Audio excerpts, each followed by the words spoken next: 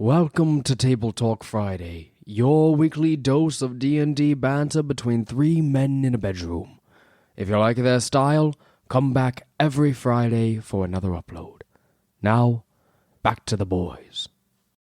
Drew, we were just talking about winning strategy. Let me tell you about winning strategy. We all live. Is this your segue to Pokemon? We all live This in better a not be said. Pokemon No! world, baby. Get out of here! I want to be the greatest master of them all. That's from the theme song. We all live in a Pokemon world. Yeah, that's the one. Okay. I hate you. I'm in Master Ball That's tier, passionate. baby. I'm in Master Ball tier. I am climbing up. I'm going to be the best player in the world. You better wait. I'm going to be the best Pokemon player. You're going to see me in top 32 at Worlds. And I have been grinding. So I had a team that I copied off of a pro player. I just watched his YouTube video and copied it. And then this week I decided, you know what? I am not a schlub. I'm not a schlub anymore. I can make my own team. And so I took my 2 or 3 favorites from that team.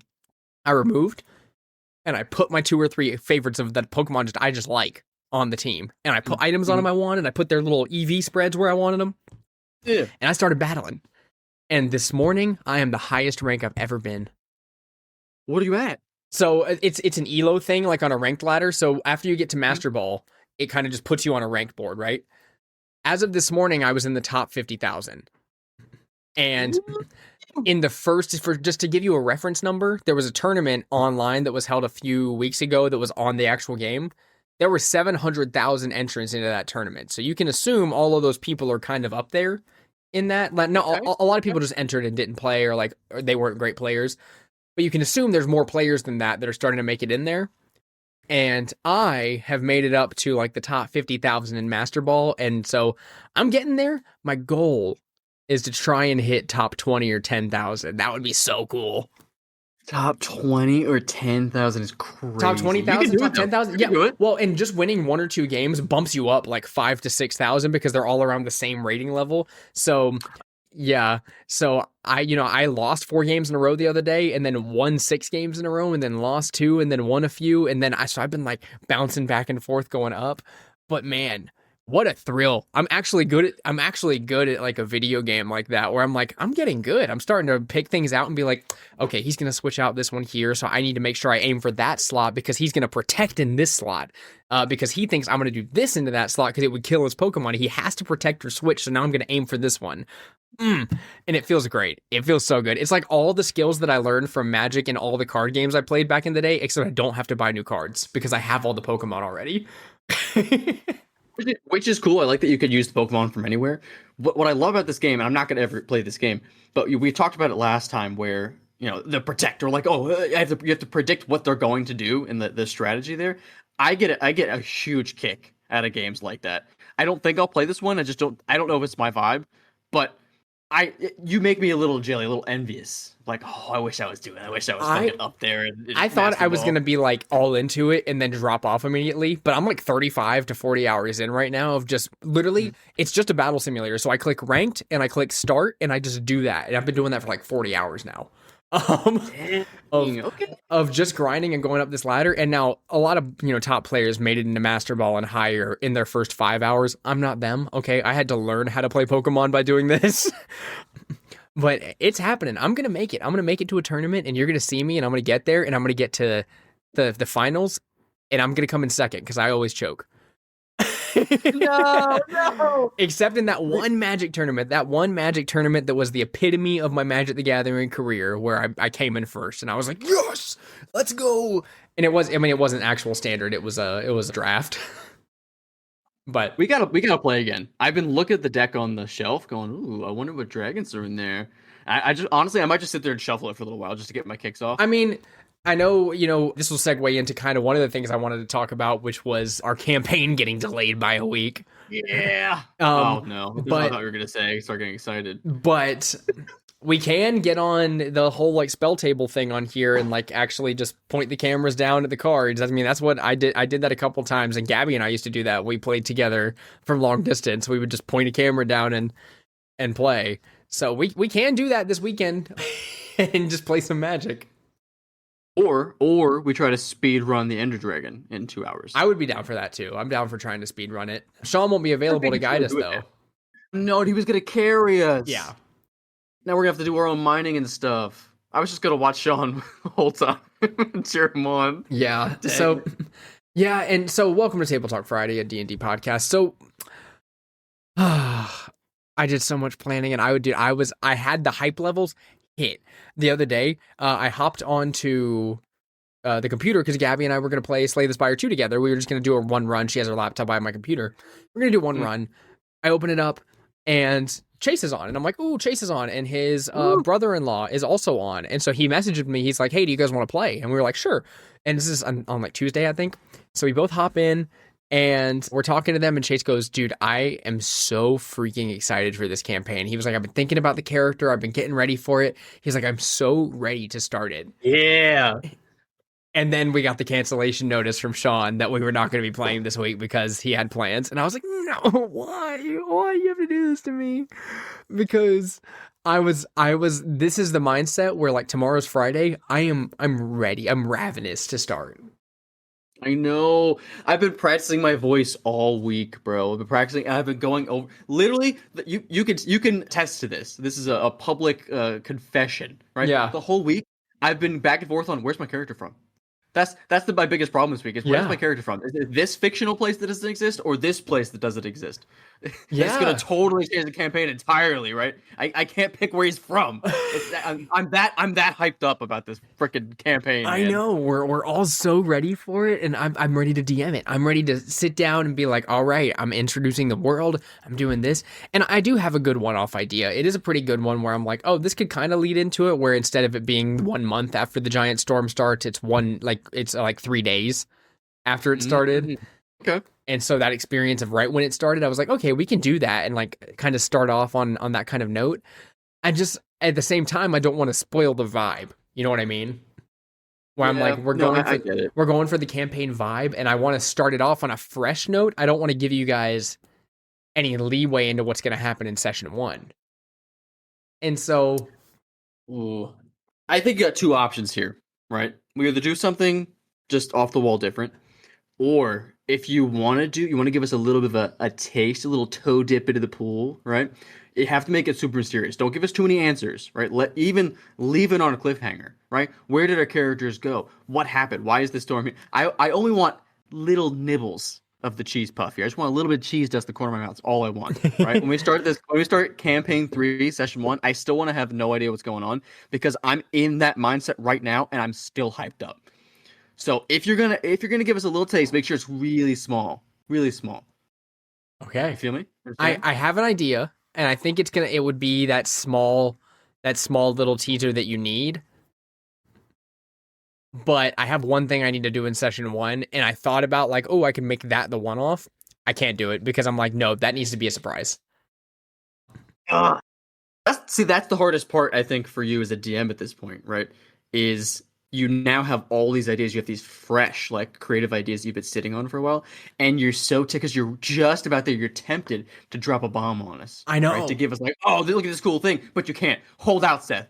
Keep it to yourself. Don't tell me these things, but keep it bottled up. No, I will, and that is the really hard part where I'm like, okay, I feel like at very most I can just have you guys experience, the storm and everything a little bit.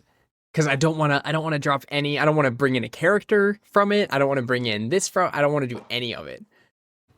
So we can do an old school thing. We could just do like a little throwback before we do something new. We can go on the adventures with Suds Hudson, the bathtub pilot. If we were gonna do something like that, then I just don't know. I don't want to do that either. Because if we go back to like Spelljammer type stuff. There will be lore for future parts of campaign 3, and I don't want to drop those out yet because I want to experience the 1 to 5. That's true. So do something off the wall. Honestly, I'm kind of thinking maybe we just try to like, I don't know, all get together and hang out or play something because I'm like, oh, what if we just all hung out before the campaign started? We all just like got in here, we opened up freaking Sea of Thieves or Minecraft or any of them, and we're just like, you know what, let's just all play a game together for a little bit and hang out, and then we're gonna drop in hard on campaign 3 the week after, which Oh no, wait, I think Chase can't play the week after. No, don't say that. I'm pretty sure Don't that's say true. that. I'm pretty sure that's true, dude. I think he told me that he wasn't going to be able to play in 2 weeks. So I'm pulling out my phone right now. I'm gonna be sending a text that says, yeah, and you know what? Maybe I can convince Chase to use his phone while he's wherever he's at. is it too late to just have Chase and Sean not in campaign 3? Yeah, so what if we just start it kicked him right out now? and they weren't our friends anymore? I mean, how long have you been playing with them? Like 5-6 years? I mean, And it's not almost even that big of a 10, but deal. yeah, pretty close. Like 10 years, you Pretty can write off close. 10 years. You know, like how many decades do you get? Like a handful of them. You know, I feel like we'll be fine.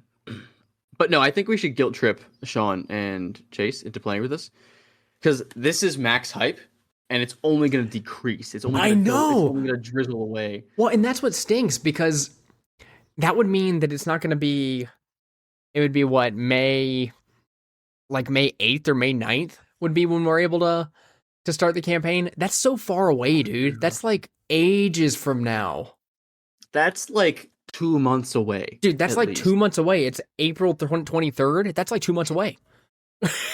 It's out of. I'm a little upset now. I feel like my heart is aching. And that's why I wanted to bring it up with you because it is hurting me a little bit by how excited I am to start a new campaign. And that's where the advice part can come in is don't disappoint your DMs, guys. Don't disappoint your friends. Don't ever disappoint your DM. If there's a session, you sacrifice everything. To be there. Who You I skip don't care if weddings, it's family. funerals, Yeah. go. Yeah, if your child's being born, you have D&D. The child will be there for years and years. You're going to be taking care of them for so long. D&D only happens once a week. That's what I'm saying, man. Think about how long you have that child. All the diapers you're gonna have to change. Oh you my could do that. God. Like, this Yuck. D&D is right now. This Yuck. honestly, you're a bad parent.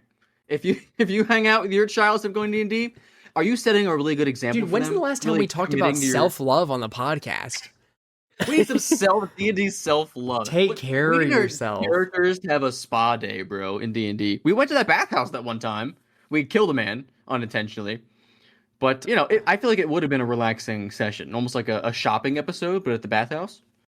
Could have been pretty chill. Ooh, we might have good news. Okay, I have an update from Oh. Chase. It says I can't do Saturday, May 2nd at all, but I'm free Sunday. So it's on Sean. It's in Shaw's ballpark again.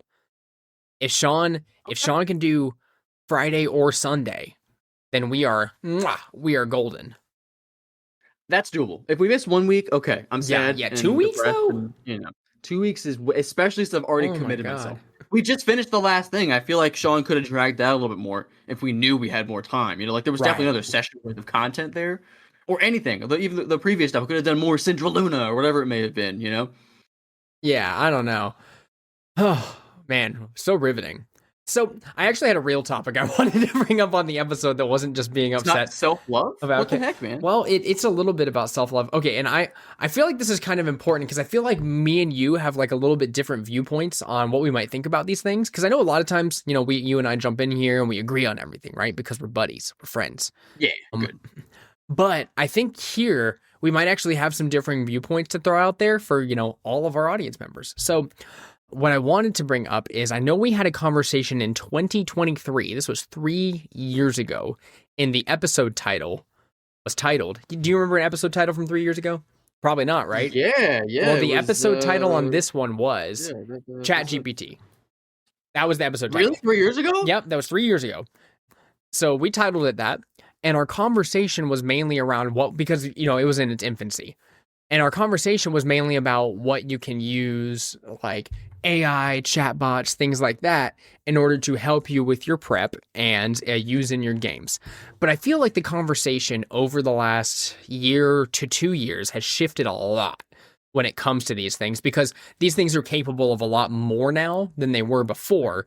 Things like image generation, video generation.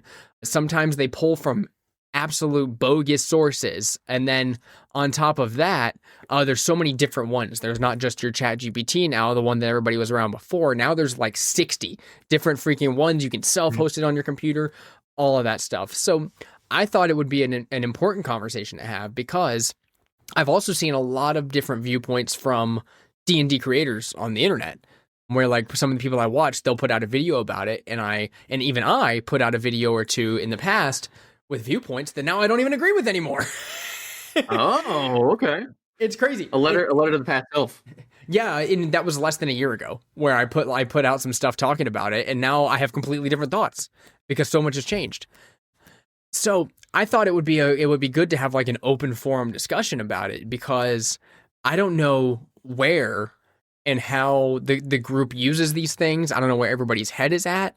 But first of all, I want to get your thoughts about these things specifically in like the TTRPG space. And then like where you see uses, where you think probably shouldn't use it for things like that, et cetera, et cetera. Okay, a little refresher on the AI. I like it.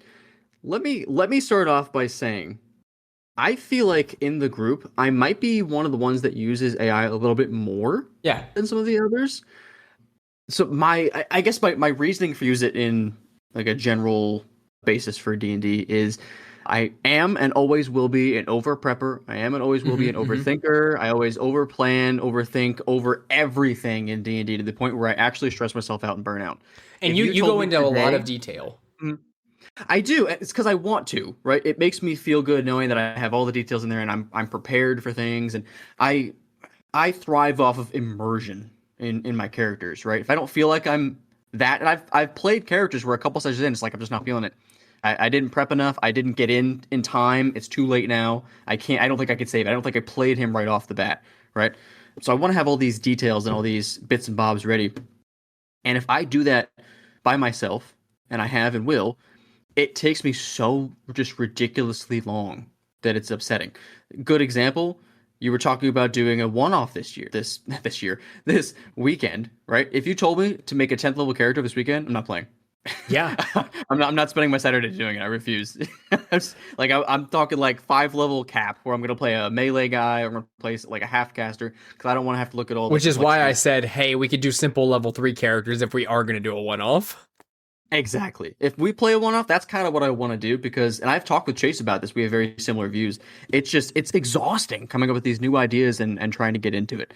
So for me, I do use ChatGPT AI for character building for inspirational purposes or retyping a word vomit document, right? So for the last so many months, I've been on a notepad saying, I want my character to do this. I want my character to kind of be from here. I kind of like the concept of this plot, but I'm not sure about it. And I'll just dump it into ChatGPT. Be like, why don't you just kind of like organize this for me a little bit? Instead of me sitting here for 6 hours, just give me something. And I know you will. You're a spreadsheet guy. Yeah, 100%. I actually have it on my list to do today.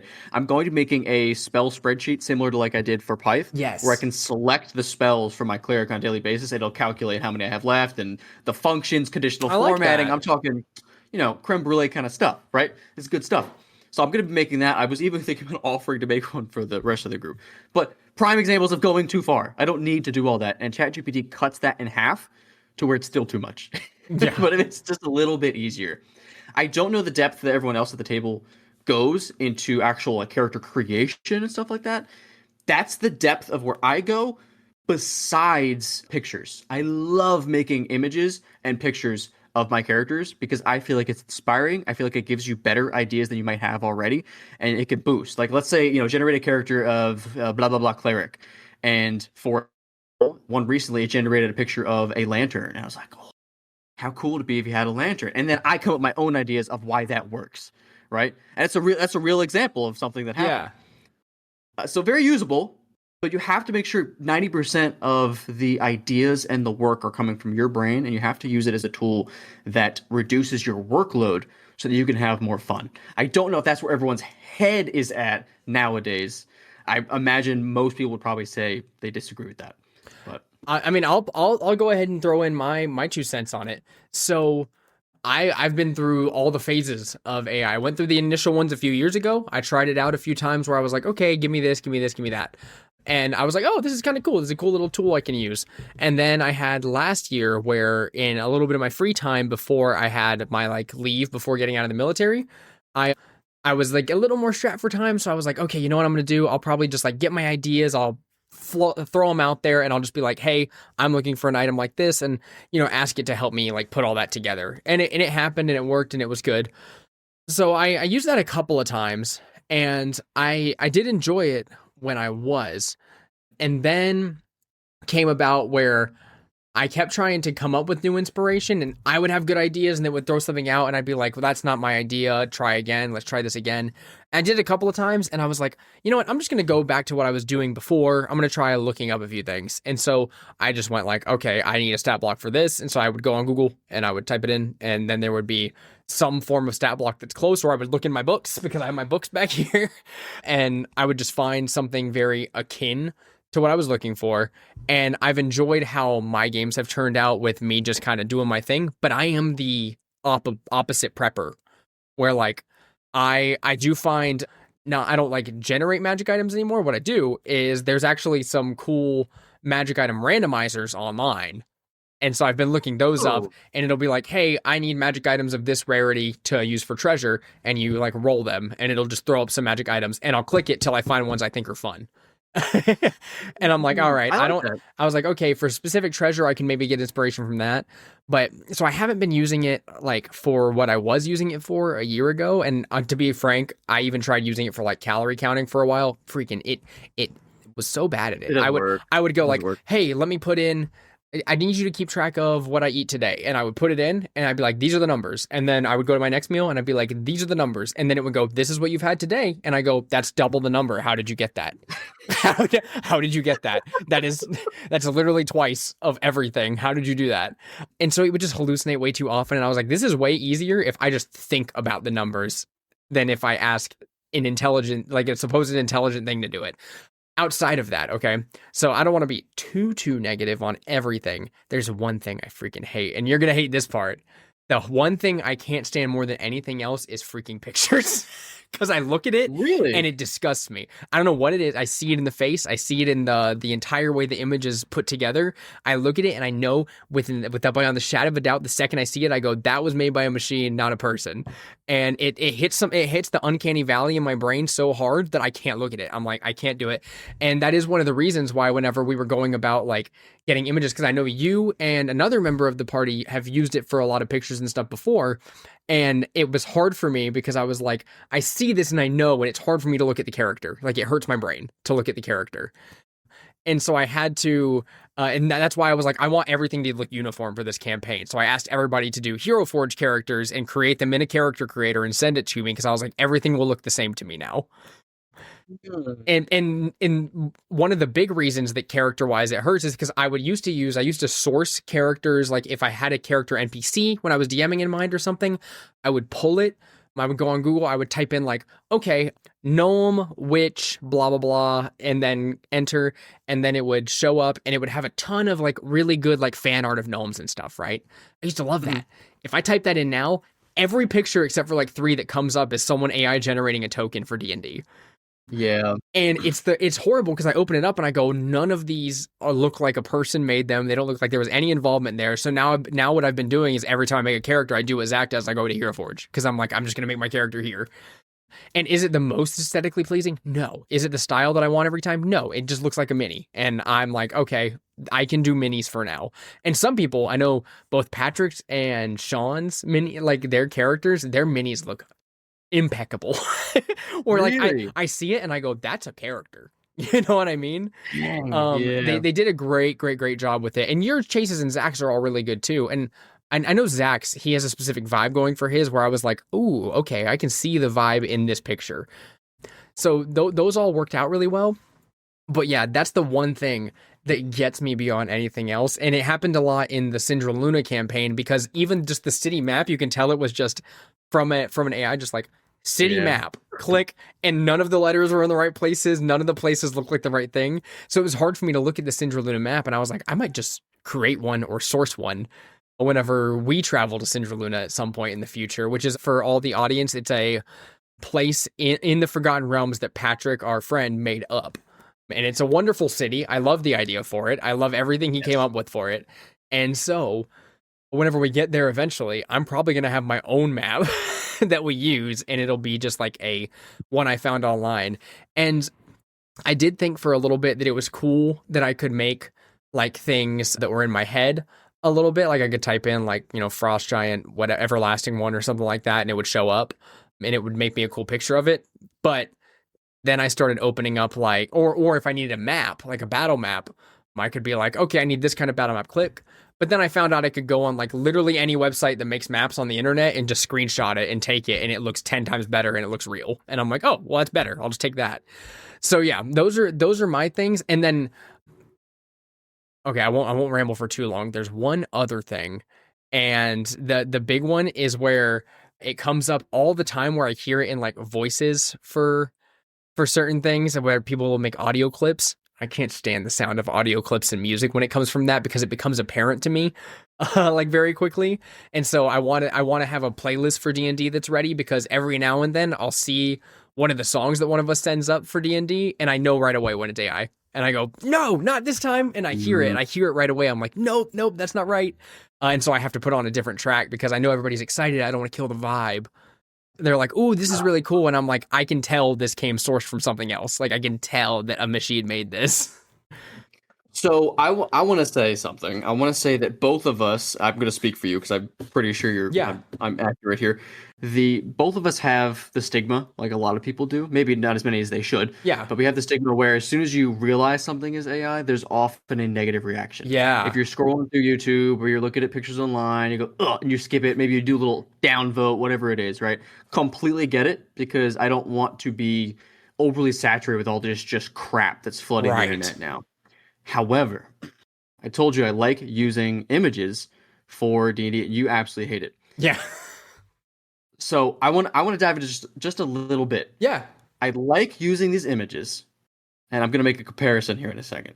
I like using these images because it's a nice, easy, effortless way to give everybody at the table a pretty solid understanding and a foundation, almost like a first impression. Right. Of this is what my character is sort of about. Honestly, I could show you that image and you could tear it up and never look at it again. Yeah. It's just this is kind of what I'm trying to convey. And because in a new campaign, especially, and maybe you haven't experienced this a whole lot in your life as a forever DM, right? Right. There's a lot of pressure, I think, in the beginning of a campaign to make sure that you play your character correctly. I look back on Eknon Greylock, the first character I ever made in D&D, but also my first campaign character ever, right? Right. And I wish I had played him just a little bit better. I was new, there's nothing I could have done, right? And I this think is legitimately new. It was your second session. Yeah, and I literally reworked him the second time to play the campaign. But regardless, to this day, I mentioned that Eknon is a tiefling, and nobody recalls that. Like, oh, he wasn't a human, blah, blah, blah, right? And I had this whole thing when we first talked. It was like, I wanted to have him to have this heritage of being a tiefling, and he's sort of like trying to be proud of it. And there was supposed to be this whole arc, and I don't think it really worked out that way. And that's fine, because it's not the way he developed it. It's not the way it was supposed to. We had great other arcs. It just didn't work out that way. Wish I had played him differently, right? So campaign 3, whatever it may be, you have this image, boom, here's kind of the first impression. It takes a lot of the stress, a lot of the workload. Not to be lazy, right? Obviously, you still have to put a lot of work into your character throughout the entirety of the campaign for years to really get across your point of who you are. Right? You have to reinforce things.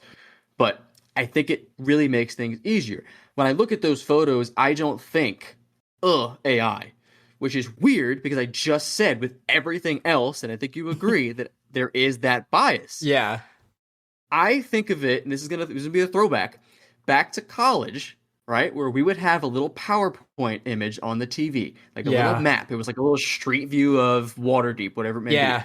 That's, to me, exactly what it is. It's just throwing up a random, thoughtless piece of art, and I don't care how it made, whatever. It's just up on the wall. It kind of sets a vibe. It sets sort of the ambience, gives you an idea of what's going on, and you move on. Maybe as you're talking, you look over at it for a little bit of inspiration, like, oh yeah, I get, I'm kind of immersed. Boom. It's just to kind of get you. It's like a little bit of drinky drink, just to kind of get you in it. That's how I feel about it. And then you talk about having the Hero Forge tokens, which to me, I hate feeling like bad at something. Yeah. And as you know, I've played like 4 video games my whole life, and I'm exceptional at them. Right? You are. You're a master that. of your craft. I'm a master of like 3 video games, right? That's how I like to be really goddamn good. It's at something. cool. And so when we get to here, I'm not good with tech. I'm good at certain games. I'm not good with tech. I'm not going to. You're better at spreadsheets than I am.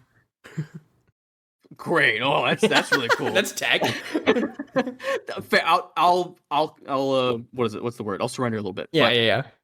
The Hero Forge, I have no interest in Hero Forge. I'm never gonna buy any of these minis, except maybe I'm super rich one day and want a colored mini of Pyth. Be like, oh great, put them on my shelf or something. But we don't play in person. There's no reason to buy these. We're never going to. And so the Yeah. idea of going through this website and trying to design this character that's gonna be subpar, not half as good as anybody else's. Especially, I told you I sent you a draft the other day. I looked at the character yesterday and goes, oh, this isn't it. This You can isn't it. So I remake gotta it. sit down and do it again. I know, but I don't want to. I don't want to remake it. Not crapping Yeah. on you at all. No, no, think no, I know. Personally, it's a good choice. But like that's how I feel about Hero Forge versus. You know, I had Totally. another option Yeah. in mind whenever we did it, and my other option, but it wouldn't have worked for you, I don't think, because you use an Xbox. I was like, everybody open up Baldur's Gate, make your character, and then Ugh, don't make send me exactly what your character looks like in that game, because it would be a high def image. You know what I mean? that would be more favorable to Hero Forge though. Yeah, and so I thought about that. I was like, you get a lot of options in there. You can make a really solid, especially if you're a Dragonborn dude. You see how good Dragonborn look in that?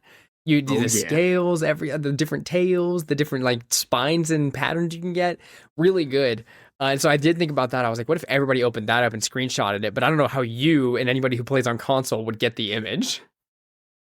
I think we could just screenshot it, send it to our phone, because everything you screenshot goes to the Xbox app on your phone. I You guess just download it, so. you're good to go. I think it'd be easy. I don't think it'd be. Unfortunately, I don't know if you've ever like screenshot or recorded a video clip on Xbox. It takes forever to work. But if you just do it, a couple hours before or whatever, maybe just to make sure it goes through, you'd be fine. I think it'd be crisp.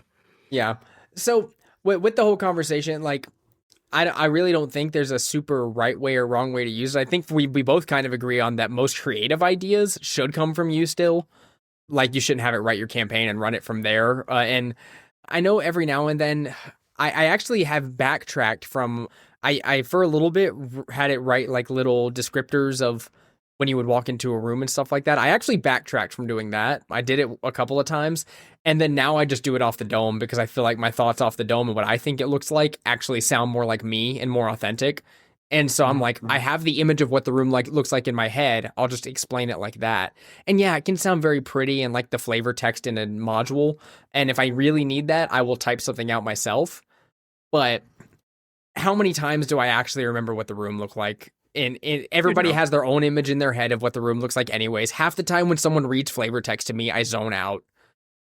So Damn, is there a table in this room? Yeah, it's on the left. and I love There, that. it's, I love it when that happens. Someone's like, "Oh, is there a place I can take cover?" Actually, yeah, there is. There's a pillar here, here, here, and here. You know, Boom, done. something like that. And then your player gets the satisfaction of doing what they wanted to do, and two, you didn't have to come up with shit.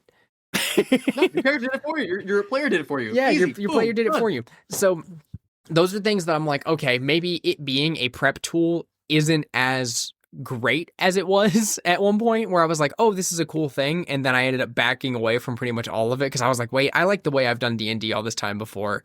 I don't need to change it. It can be a tool for me. But again, it can be. It doesn't have to be. I found that there's a lot better tools out there already. And if I have to pay a little bit of money for those tools, it's fine. I don't mind. I tend to like them more. And I feel kind of that, after you finish prep or after you finish working a big project or something, you're like, that felt good. I did it. It kind of feels like that to me whenever I finish on something. I'm like, that's all me right there. I looked at my notes. I think I told you before from campaign 2 from Descent into Avernus. I read my notes and went, man, this guy did a good job prepping. I started reading them. I was like, who made this? This is me? I did this? I read it because it was stuff I completely forgot about, but I was sitting there reading it just like, dang, this is detailed. That's what I'm talking about, man. Yeah. I think, overarching thoughts. As long as most of it comes from you, it's okay. It's okay to think, will this make my job a little bit quicker? That's totally fine. But with anything else in life, right? I mean, you take too many shortcuts, what are you doing? Right? It's never a good idea. You're only hurting your own growth. You're not going to get any better at being a creative thinker, being a DM, being a good player by just dumping everything and putting all the responsibility on this website or this application or whatever it may be. It's simply a small tool that you cannot overuse like anything else. Like a snack makes you feel better.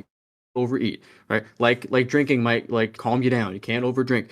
Spending money might make your life easier. You can't spend thousands of dollars. It's like any other thing. There has to be extreme moderation. There's a balance to everything, and that's all it is. Don't overuse it.